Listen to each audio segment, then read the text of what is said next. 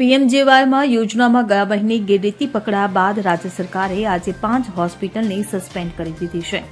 પ્રધાનમંત્રી જન આરોગ્યમાં યોજના અંતર્ગત ગેરરીતિ આચરતી રાજ્યની કોઈપણ હોસ્પિટલ કે ડોક્ટરની કામગીરીને સાંખી નહીં લેવાનો રાજ્ય સરકારનો સંકલ્પ છે. આ પગલે રાજ્યના આરોગ્ય વિભાગે આ હોસ્પિટલ અને ડોક્ટર સામે કડકમાં કડક કાર્યવાહી આરંભી છે.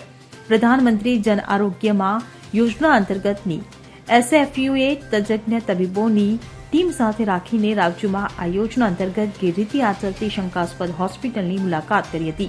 જેના અંતર્ગત ગત અઠવાડિયામાં તારીખ 2 ડિસેમ્બરથી 8 ડિસેમ્બર સુધીમાં રાજ્યમાં વિવિધ જિલ્લાઓમાં 5 હોસ્પિટલ અને 2 ડોક્ટરની ગેરરીતિઓ સામે આવી છે.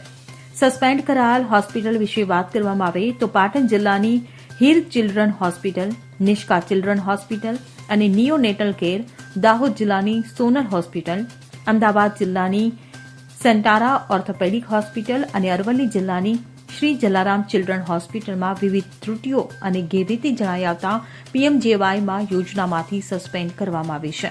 Bureau report CN24 news. હવે જુઓ દેશ દુનિયાની તમામ ખબરો તમારી આંગળીના ટેરવે.